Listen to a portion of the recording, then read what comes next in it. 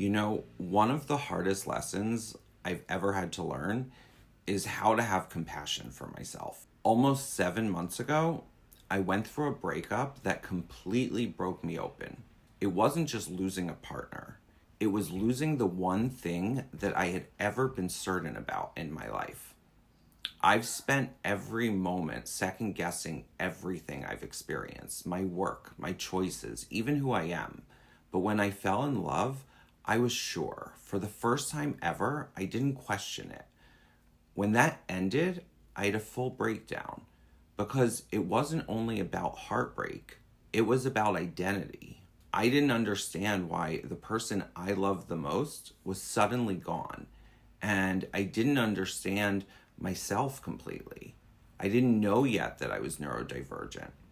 I didn't know that my brain processes emotions in spirals and waves instead of straight lines. I didn't know that the meltdowns and emotional chaos and shutdowns that I'd always blamed myself for were my body begging for safety, not punishment. Now, nearly 7 months later, I can say that I still love him deeply. That has never changed. But what has changed is how I hold it. It's no longer chaos, it's compassion. And today, of all days, that love feels especially alive because it was a year ago today that we told each other we loved one another for the very first time. I didn't realize the date until this morning, but when I did, it landed softly, not like pain, more like a gentle reminder, a remembering. A year ago today, my heart felt safe enough to say, I love you, out loud. And that matters. Since then, I've gone through every emotion imaginable: anger, grief, hope, peace. And I've realized that all of those feelings can exist together. Healing isn't linear. It's like a mosaic. One piece doesn't cancel another out. There were moments that I felt abandoned, moments that I was angry, moments that I was desperate to be understood. But I can see now that he was never my enemy. We were two people who loved each other deeply and simply didn't have the language for what was happening beneath the surface. I can look back and say we were both doing our best. And the truth is, he inspired me. He was part of the reason I started to look deeper, to find out who I really am and what I really need. The relationship didn't just end, it transformed me. It forced me to understand myself. When I think about my life as a whole, I've really lived what feels like 100 lives. I've moved across continents, started over in new cities, met people who changed me in ways that I'll never forget. I've danced on stages in San Francisco in nothing but a jockstrap, feeling the electricity of a crowd and the freedom of my own body. I've sold jewelry to celebrities on Rodeo Drive in Los Angeles, spent humid nights under neon lights in New York and Philadelphia, and I've lived in London when I didn't know where I was going next. I've built a laboratory on a foie gras farm in the south of France, shared meals with strangers in tiny villages, and I've spent nights in a haunted house in Bordeaux of France and worked in the misty hills of Scotland. I've been on a yoga collective with people who'd never left their hometowns before. And now I live here in Amsterdam, the place that finally feels like home.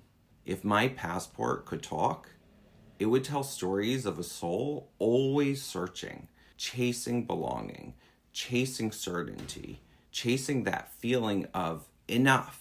And the truth is that I was living all of those adventures, but I wasn't present for most of them.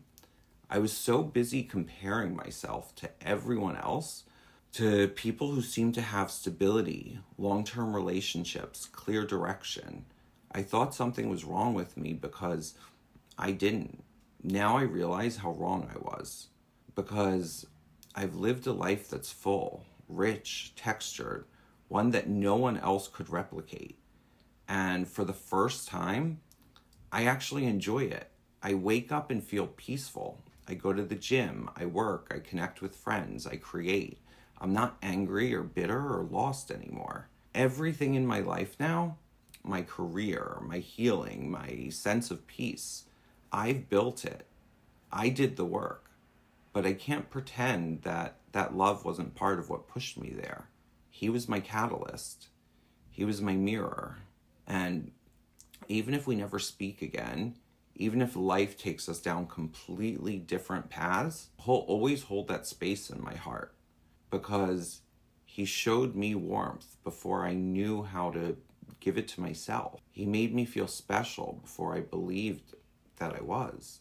He inspired me to become the version of myself that I am right now today. The one who knows that he's strong, kind, and capable and whole.